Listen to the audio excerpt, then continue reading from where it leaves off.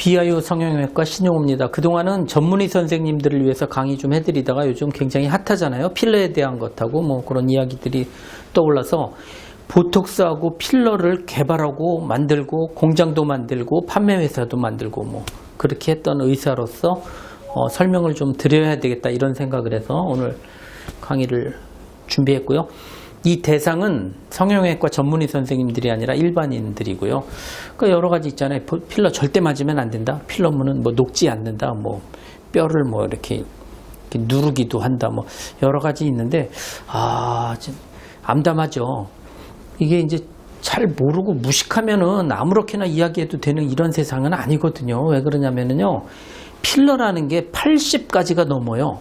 그 중에 72가지가 뭐냐면은 하이알루로닉 액시드라는 우리 몸에 있는 성분을 구성으로 하고 있는 거고요. 그러면 그 나머지 필러 종류가 한 10대까지 정도 되는 게 또 어떤 것들이 있냐면은 뭐 흡수성도 있고 비흡수성도 있고 굉장히 다양하단 말이에요. 그래서 이거를 모든 거를 한 가지로 이야기하면 안 된다는 거. 요 첫 번째 말씀드리고 마지막에도 한번 말씀드리겠지만 결론적으로 말씀드리면은 필러는 흡수가 되는 필러가 있고 흡수가 안 되는 필러가 있는데 흡수가 되는 필러도 이 무식하면은 용감하다고 하는 게 뭐냐면은요.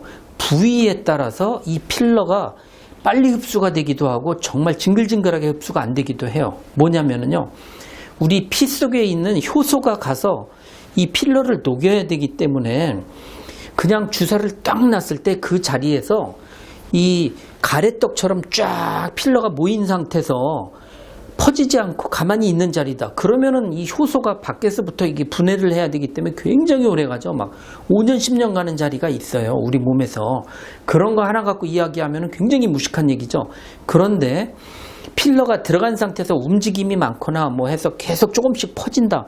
퍼지게 되면 면적이 늘어나기 때문에 우리 피 속에 있는 효소가 들어와서 분해할 수 있는 찬스가 높아지기 때문에 그런 데는 빨리빨리 또 분해가 돼요. 그래서 자, 우리 몸에서 양미간 사이 이런 데는 말랑말랑하기 때문에 필러를 딱 놨을 때 들어가면서부터 쭉 퍼지는 사람이 있고 어떤 사람은 조직이 박리가 되면서 그 빈 공간이 생겨서 거기서 필러가 딱 모인다. 그러면 징글징글하게 천천히 녹아요. 이 경계선부터 녹아야 되기 때문에. 그리고 또 한 가지 경계선부터 녹다가 보면은 이게 이 이물 비슷하기 때문에 캡슐이 생기는 경우가 있어요. 캡슐이 생기면 그 다음에는 피가 안 오잖아요. 효소가. 그런 환자들은 막 한 10년까지 갈 수도 있어요. 이런 경우를 가지고 이 무식하게 뭐 필러는 안 녹는다 이런 이야기를 하면은 굉장히 슬프죠. 두 번째, 눈 밑꺼풀 요런데 여기다가 필러를 놓으면요. 여긴 굉장히 말랑말랑해요. 그래서 어떤 사람은 조직 사이로 쭉 퍼지지만 어떤 사람은 퍼지기 전에 박리가 되면서 이게 공간이 생겨서 여기서 다시 가래떡처럼 쫙 생긴다. 그러면 이런 사람들 5년, 10년 간다는 거예요. 그 이유는 효소가 갈 공간이 밖에서부터 이게 녹여야 되는데 짱 이렇게 모여 있으니까요. 그래서 이런 걸 갖고 무식하게 내용을 잘 모르고 우리가 착각을 하면은 안 되거든요. 그래서 이런 것 이제 그 부위 따라 다르다. 이런 데는 이제 계속 움직임이 있으니까 이동하기 때문에 잘 녹지요. 옆으로도 퍼지고 이런 데도 의외로 근육 사이에 이동이 별로 없어요. 그래서 여기가 원래 주사 맞기 전에 말랑말랑했던 환자다. 그래서 주사를 딱 놨는데 공간이 딱 생기면서 그냥 몰려있다. 이렇게.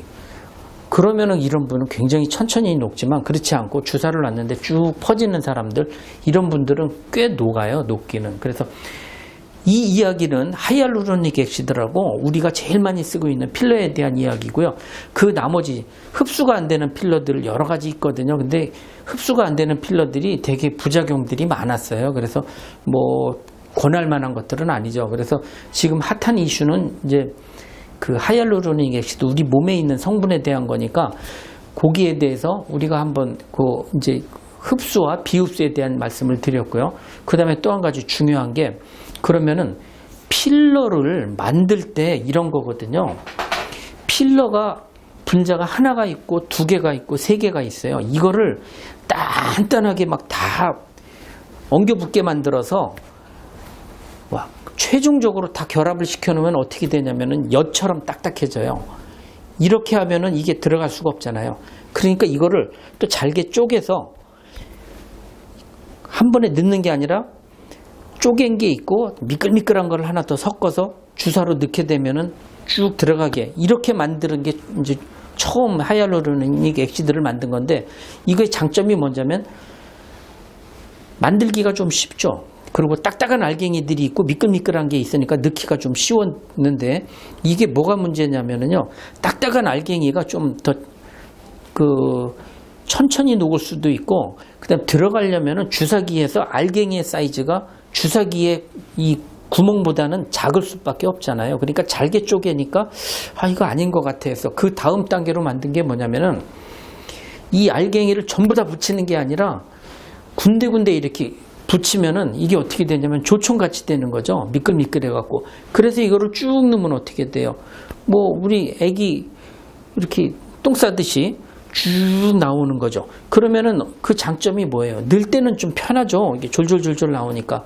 단점은 이게 만약에 액체라면은 쭉 퍼지겠죠. 그래서 이 만드는 이 방법에 따라서 두 가지예요. 바이페이직이라고 그래서 두 가지를 섞어서 만드는 게 있고 한 가지로 만드는 게 있고. 근데 결국 이거는 공부를 많이 하다 보면은 이 두 가지가 또 비슷해져요. 왜 그러냐면은 얼마나 잘게 쪼개갖고 좀 찐득찐득한 게 약간 있는 상태에서 이렇게 집어넣을 거냐, 아니면은 완전히 딱딱하게 굳힌 상태에서 알갱이로 넣을 거냐. 이거는 중간에서 이렇게 시작했지만 연구를 하다 보니까 중간전에서 점점 이렇게 만나가는 거예요. 그래서 이거를 구분하는 거는 큰 의미가 없어졌어요.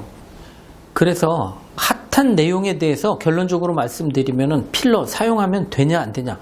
필러의 종류가 굉장히 다양하다. 그 중에 하이알루로닉 액시드가 이게 제일 핫한데, 그 하이알루로닉 액시드마저도 바이페이직이라고 해서 단단한 거로 만든 게 있고 모노페이직이라고 해서 멀렁멀렁하게 만든 게 있고, 그 안에서도 농도에 따라서 굉장히 다양하기 때문에 부위에 따라서 어떤 필러를 쓰느냐가 중요하지, 필러는 한 가지로 이야기할 수가 없다.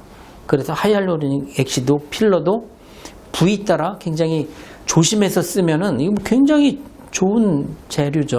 그래서 우리가 걱정되는 게 뭐예요? 하이알루로닉 액시드 필러를 놨는데 동맥안에다 놨을 때가 이제 문제가 되는 거거든요. 이 잘못 넣어갖고 동맥안에다가 딱 찔러놨다.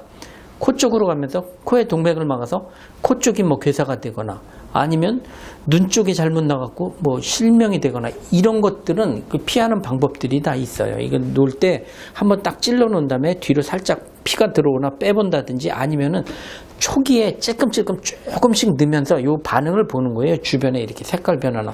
그리고 그거보다 더 중요한 거, 혈관이 지나가는 길이와 깊이가 있어요.